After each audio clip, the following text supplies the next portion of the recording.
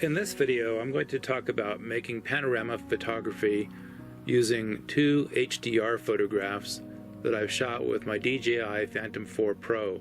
The best time to shoot these pictures is obviously during sunrise or sunset when the sky is the most beautiful.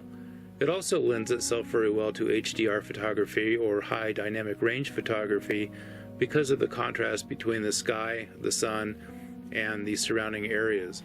After the drone is booted up and acquired the satellites necessary for stable GPS flight, I also make sure that all the other settings are looking good, including having a fully charged battery. For these photographs, I shoot in auto exposure mode and record in JPEG and RAW format. I also normally shoot in 16:9 format. In the camera settings, I choose the auto exposure bracketing and select the 5-shot option. This will give me 2 shots underexposed, 1 shot at exposure, and 2 shots overexposed. These are the 5 photographs that I will merge together in Lightroom to form the HDR image. Since my intention is to use 2 HDR photographs and merge them into a panorama, I'm going to point the drone at one spot on the horizon where I want the first pictures to be taken. After the 5 photographs have been taken, I'll move the drone to the next position and shoot 5 more photographs. It's important to make sure that the drone is stable before you shoot the photographs.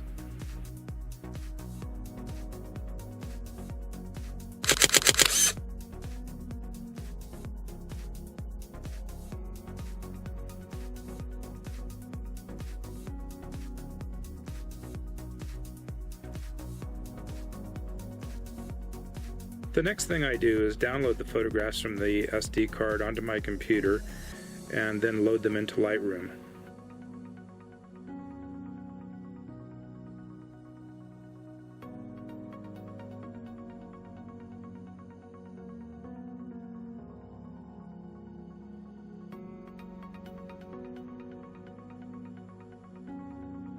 After the photographs are loaded into Lightroom, then I select the first 5 photographs that I want to use to produce the first HDR photograph.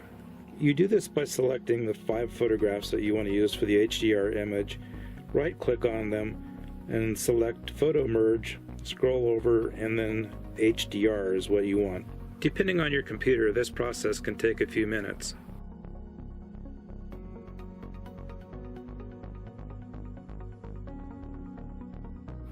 If you're satisfied with the preview, then click on Merge.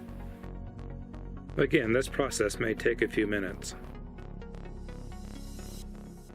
Next, select the next 5 photographs and repeat this process. Right-click on them, click on Photo Merge HDR, and it will generate a preview for you.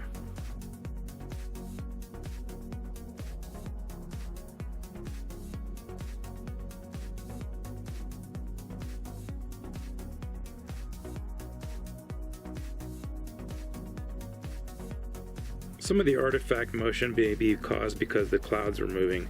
I always disregard this and go ahead and just merge it anyway, because if it's a cloud, it's not going to make any difference anyway.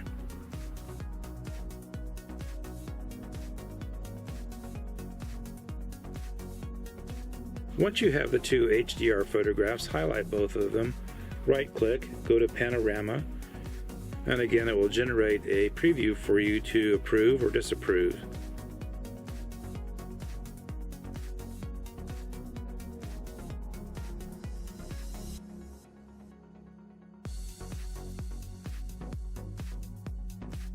This looks fine, so I go ahead and merge it, and again this may take a few moments.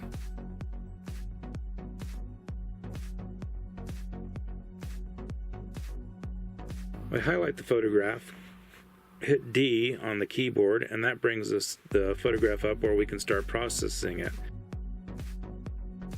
I always get this message that says this image may be damaged. I just disregard that because I actually don't ever see any problems with it.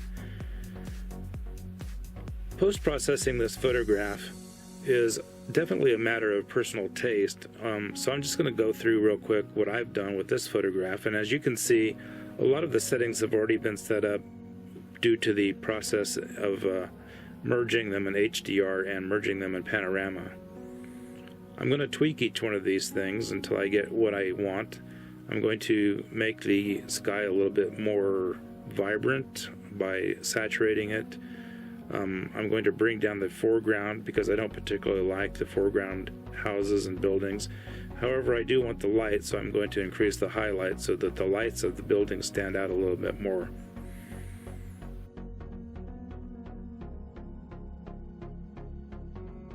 Thank you for watching, and if you like this video, please subscribe to our channel. Thank you.